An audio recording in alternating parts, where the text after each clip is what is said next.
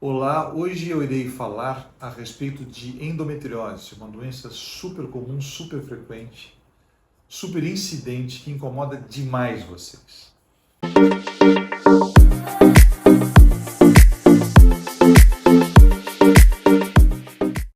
Então, primeiro, o que é endometriose?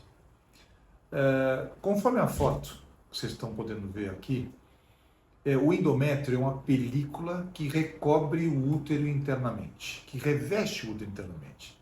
E como vocês sabem, todo mês parte desta pele, parte desse endométrio, ele se exterioriza pela vagina e por meio externo através da menstruação. Aquela sujeirinha que sai com o sangue é o endométrio.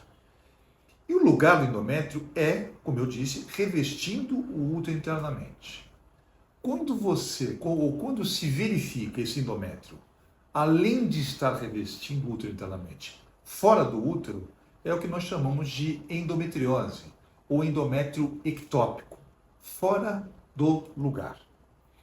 E como é que acontece isso? Quais são os fatores que levam ao surgimento da endometriose? Bom, a gente não sabe exatamente a causa da endometriose, o que leva a ela, mas existem alguns fatores de risco que são amplamente conhecidos, como o estresse. Então, o perfil da endometriose, que é muito interessante, que são aquelas mulheres estressadas, workaholics, que não fazem atividade física, que têm maus hábitos com a dieta, que necessitam, que utilizam muito da dieta inflamatória, que não fazem esporte, que dormem mal. Então, esse perfil é o perfil típico, clássico da paciente com endometriose.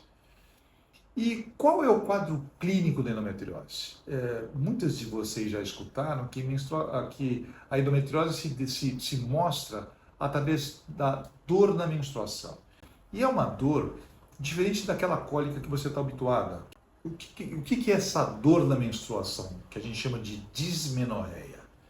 Essa dor é um pouco diferente daquela dor que vocês estão habituadas, que resulta da cólica, da contração uterina para injetar o sangue. A cólica, na verdade, é essa contração para injetar o sangue para fora do útero. Na endometriose, a dor é um pouco diferente.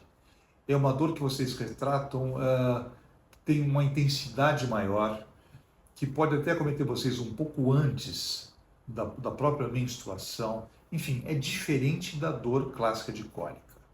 E por que isso acontece? Isso é muito interessante saber. Quando vocês menstruam, o endométrio que está dentro do útero, ele se esteriliza pela vagina e vulva. Os focos de endometriose, que como eu disse, estão fora do útero, também respondem ao estímulo hormonal e sangram. Aí eu pergunto, para onde vai esse sangue? Não vai. Esse sangue cai na barriga e irrita o peritônio. O peritônio é uma película que recobre as nossas vísceras. E irritando esse peritônio, dói. Isso provoca dores, provoca uma peritonite clínica, um processo inflamatório. Então, o quadro clínico clássico da endometriose é essa dor da menstruação diferente da dor de cólica, geralmente mais intensa, geralmente mais prolongada. E qual o problema disso cronicamente? Provoca aderências, fica essa reação inflamatória constante e pode levar a você uma dificuldade muito grande em engravidar por conta dessa situação. É fisiopatológica. Como a gente faz o diagnóstico, então, de endometriose? Puxa, eu estou com essa suspeita clínica, eu estou com essa dor que é diferente. Como a gente vai fazer o diagnóstico? Bom, primeiro, procurar um bom ginecologista para te orientar, para lhe orientar. E esse ginecologista vai vai pesquisar, vai investigar a sua história, vai solicitar alguns exames clássicos que têm uma sensibilidade muito grande para a endometriose. São eles: a ressonância magnética de pelve e o ultrassom pélvico transvaginal com preparo intestinal, que não tem nada a ver com o ultrassom pélvico habitual que você faz, que eu já fiz várias vezes. Então, são exames que pesquisam muito sensivelmente endometriose. Nós, portanto, temos uma paciente com um quadro clínico sugestivo. Vamos supor que esses exames que eu lancei em mão também sugiram endometriose, então há uma possibilidade bastante alta de você realmente portar endometriose. mas saiba que o diagnóstico de endometriose é feito apenas quando a paciente é operada, tira-se essa área, essa região suspeita e a patologia confirma a endometriose. Até então, você tem uma suspeita clínica e de imagem que pode ser portadora. Eu vejo muitas pacientes falando, doutor, eu tenho endometriose. Tá bom, você foi operada nunca. Então eu falei, peraí, você não, há uma possibilidade de você ter. A confirmação é anatomopatológica. Geralmente a gente aborda os pacientes hoje para o tratamento de endometriose, quando o caso é cirúrgico, com a videolaparoscopia ou com a cirurgia robótica. Pouquíssimas vezes, nos dias de hoje, com a cirurgia com a laparotomia convencional. Feito o diagnóstico, como é que eu vou tratar essa paciente?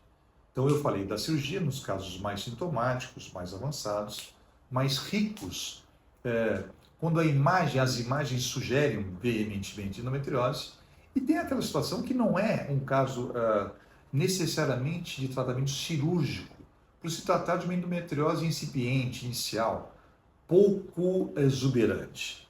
Então, a gente tenta o tratamento clínico, lança a mão do tratamento clínico, que tem por objetivo você bloquear os receptores de estrogênio para endometriose.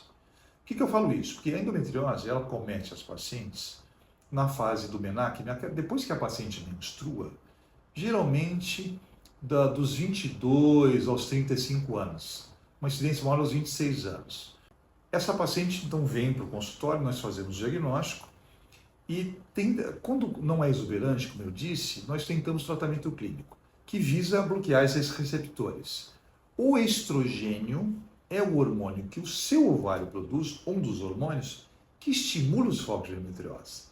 Então, todo o tratamento clínico medicamentoso visa a bloquear esses receptores de estrogênio, de tal sorte que a doença não evolua. Quando a paciente tem muita sugestão de doença, o tratamento clínico pode até melhorar a sintomatologia clínica, mas não resolve. Então, nesta situação de uma possibilidade de doença mais avançada, lança-se mão do tratamento cirúrgico. E aí, na verdade, é uma combinação do tratamento cirúrgico para remover esses focos macroscópicos maiores e depois você lança mão do tratamento clínico complementar à cirurgia, no sentido de evitar que você possa ter recorrências. Isso é fácil de entender também pelo seguinte, porque na cirurgia nós removemos os focos macroscópicos, que a gente está vendo, mas a doença tem o seu componente microscópico. Se você não bloqueia esses receptores de estrogênio, o que acontece? A doença pode futuramente recidivar. Geralmente não recidiva com a exuberância, com a intensidade que estava, mas pode recidivar. Então, faz o tratamento cirúrgico e complementa-se ao tratamento cirúrgico o tratamento clínico. Costuma-se dizer que a gestação é um excelente tratamento contra a endometriose. E por que isso? Porque durante a gestação, a placenta é quem produz o estrogênio que vai manter essa gestação. E é o estrogênio que tem um poder, que tem uma força biológica, o estriol, é muito menor que o estradiol, que é o estrogênio que vocês produzem quando não estão grávidas. Então, sabe-se que na gestação o que acontece, de fato, é que esses focos de endometriose ficam em pausa por um baixo estímulo estrogênico. É como a paciente estivesse fazendo tratamento clínico. Então, para a endometriose, é muito bom que você fique grávida, no sentido que a doença fique quieta, não se manifeste. Nós falamos, portanto, o que é endometriose, como ela se apresenta clinicamente, de que forma é feito o seu diagnóstico e qual o tratamento. Uma pergunta para nós fecharmos a nossa conversa de endometriose. Muito frequente e muito importante que vocês saibam, que sempre me fazem, é a seguinte: doutor, eu tenho que operar endometriose? Eu sou obrigada a operar endometriose? A resposta é muito simples. Não, você não é obrigada a operar endometriose. Endometriose é uma doença benigna, por definição, não é câncer. Então nunca você vai ser obrigada. O que cabe a mim ressaltar é que, a depender da sintomatologia clínica dos seus sintomas, portanto, e da quantidade de doença sugerida pelos exames de imagem, o tratamento clínico não vai ser suficiente. Então, recomenda-se o tratamento cirúrgico. Agora, não é obrigatório. Isso é uma decisão sua junto com o seu médico. A única situação que você deve prestar muita atenção é quando a endometriose é nos ovários, constituindo os endometriomas.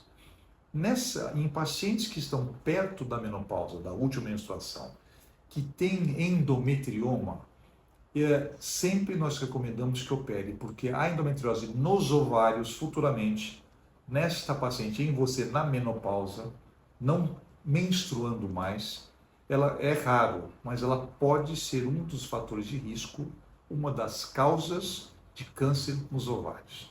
Então, para essa situação específica, mesmo você estando perto de parar de menstruar, e onde se lança o argumento, olha, você vai parar de menstruar, os ovários não vão produzir mais estrogênio, a endometriose vai regredir, realmente, em havendo uma entrada na menopausa, os focos de endometriose existentes, eles vão sofrer uma involução, uma remissão.